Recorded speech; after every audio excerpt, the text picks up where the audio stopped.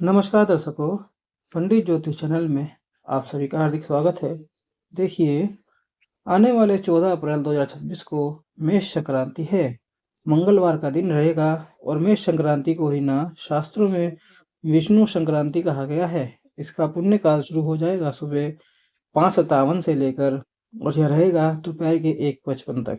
यह लगभग 8 घंटे का योग होता है, क्योंकि जब संक्रांति लगती है उसके 4 घंटे पहले और 4 घंटे बाद का पुण्य काल जोड़ा जाता है। ऐसा शास्त्र में विधान है।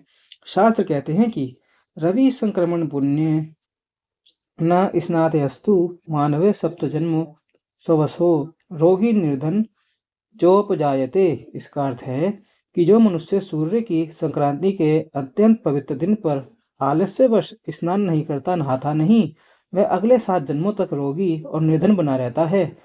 अर्थात इस दिन पवित्र जल में स्नान करना अत्यंत मंगलकारी और अनिवार्यकृत कहा गया है। हमारे शास्त्रों में देखिए, वैशाख मास चालू है। मैंने आपको बताया था कि भले आप महाराष्ट्र में रहें, गुजरात में रहें अथवा तो दक्षिण भारत में रहें, आपके कैलेंडर में चैत्र मास दिखा रहा हो, लेकिन वैशाख मास का जो पुण्यदायक स्नान शुरू होता है वह पूर्णिमा से शुरू हो जाता है और पूर्णिमा पर खत्म हो जाता है। ठीक है, तो आपके लिए भी पुण्यदायक तिथियां जो वैशाख में स्नान करने का पुण्य मिलता है, सभी के लिए शुरू हो चुका है। ठीक है ना? इस बात का आप लोग ध्यान दीजिएगा। तो वैशाख मास चालू है, उसके पुण्य का मीटर भी चालू हो जा चुका है और उसके अंदर ना मेष संक्रांति है, विष्णु संक्रांति है। तो सुबह सुबह उठकर सूर्योदय से पहले आप लोग स्नान कर लेना। हो सके तो आप अपने जल में गंगा जल मिला लेना। यदि आपके आसपास नदी हो तो उसके अंदर भी आप लोग स्नान कर सकते हैं।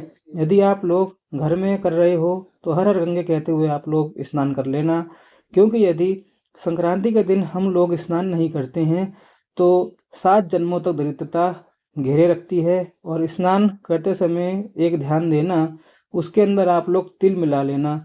भले ही सफ़ेद तिल हो चाहे काला तिल हो, कोई भी चलेगा। आगे वर्णन आता है कि ऐने विश्व कुर्याद, इस दिन दान करना चाहिए, है ना? दान की इस दिन खूब महिमा है।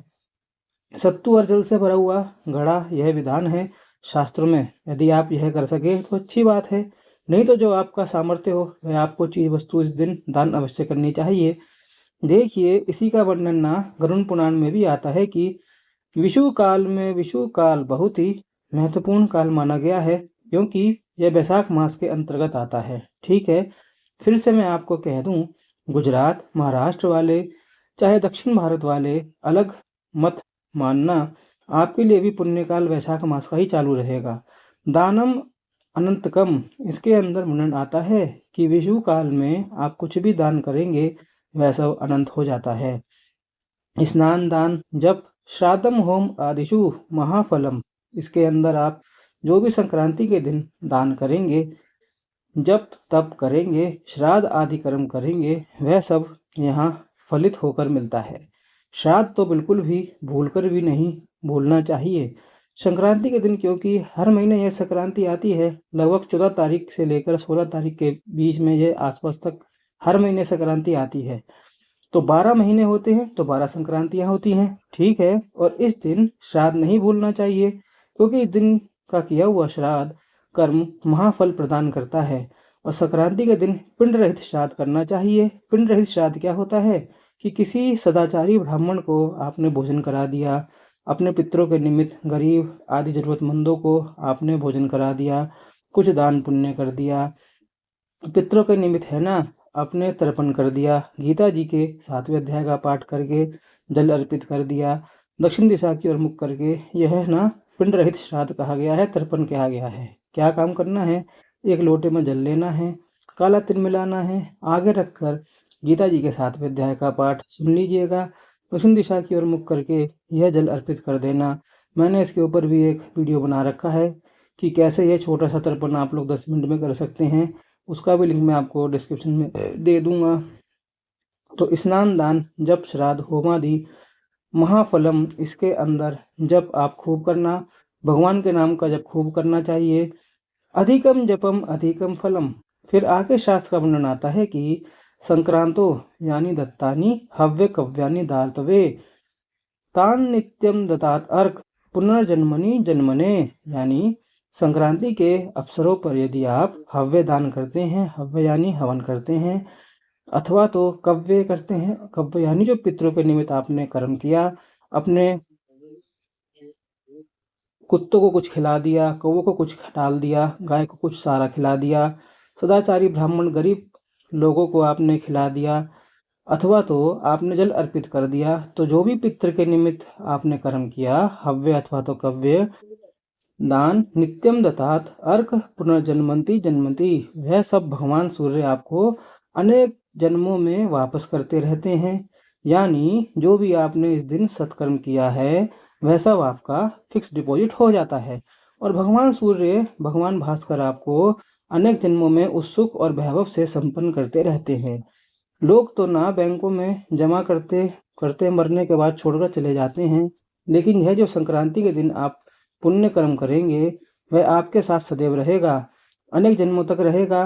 देखिए, विष्णुपति संक्रांति जो होती है उसमें 1,00,000 गुना फल होता है, षष्ठी में 86,000 गुना फल होता है ना। और जो आपने अयन वाली संक्रांति आती है, जैसे मकर संक्रांति आदि हो गई, उसके अंदर करोड़ों गुना फल कहा गया है। लेकिन जो विष्णु संक्रांति है ना, इसके अंदर ना विष्णुपति संक्रांति के समक्ष ही फल कहा गया है, यानी 1,00,000 गुना फल कहा गया है, जिसका वर्णन प्रसिद्ध निबंधकार स्मार्थ रघुनंदन ने अपने ग्रंथ तिथि तत्व और शब्द कल्प द्रुम में किया हुआ है। शतमिंदु शय पुण्यम सहस्त्रतु दिन शये विश्वे शत सहस्त्रा, इसका अर्थ है कि यह 1,00,000 गुना होकर हमको इसका पुण्य प्रभाव मिलता है, और यह सब अक्षय होकर मिलता है। अक्षय यानी जो कभी जिसका पुण्य का नाश नहीं होता। अब देखिए, पुण्य नाश की बात आई है तो मैं यहाँ पे आपको सावधान कर दूं। मैं आपको बताना चाहता हूँ कि यदि आप पूर्णिमा पर किसी का अन्न खाते हैं तो 15 दिनों का आपका पुण्य आपके खाते में जमा कर देते हैं, उसके आपको 15 दिन का पुण्य नाश हो जाता है। यदि आप अमावस्या के दिन किसी दूसरे का अन्न खाते हैं तो 1 महीने का पुण्य नाश होता है। किसी साधारण संक्रांति में भी यदि आप किसी का अन्न खाते हैं तो दूसरे का तो उसके अंदर 1 महीने का पुण्य नाश होता है। यदि आप अयन वाली संक्रांति में किसी का अन्न खाते हैं, जैसे कि मकर संक्रांति हो गया, फिर जून या जुलाई में एक संक्रांति आती है जिसको कर्क संक्रांति कहते हैं, उसके अंदर भी यदि आप किसी का अन्न खाते हैं तो 6 महीने का पुण्य नाश होता है। लेकिन ये जो विषु संक्रांति है, इसके अंदर आप किसी दूसरे का अन्न खाते हैं तो 3 महीने का पुण्य नाश कहा गया है हमारे शास्त्रों में। तो इस दिन दूसरे का अन्न खाने से आपको बचना चाहिए। लोग अब पूछते हैं कि महाराज, इस हम लोग ऑफिस जाते हैं, उसके अंदर हम लोग को खरीद के खाना पड़ता है, तो खरीद कर आप बिल्कुल खा सकते हैं, आप अपने गुरु के द्वार पर खा सकते हैं, गुरु के घर खा सकते हैं, यहाँ पर कोई दोष नहीं लगता। अपने खानदान में खा सकते हैं, जैसे कि चाचा जी हो गए, अथवा तो आपके भाई बंधु हो गए, आपके पिताश्री हो गए, यहाँ पर भी आपको दोष नहीं लगता। ननिहाल पक्ष में आप लोग खा सकते हैं, फिर आप अपने ससुराल पक्ष में भी खा सकते हैं, वहाँ पर भी पुण्य नाश नहीं होता है। यदि कोई किसी के यहाँ पर लंबे समय से रुका हुआ है, कई लोगों का ऐसा भी कमेंट आता है कि हम अपनी बहन के घर पर हैं, रुके हैं, यहीं रहकर पढ़ाई करते हैं, विद्यार्थी हैं, तो क्या हमको करना चाहिए? कुछ नहीं करना चाहिए, आपका ही पुण्य नाश नहीं होगा, क्योंकि आप वहाँ पे रह रहे हैं रूटीन में, ठीक है।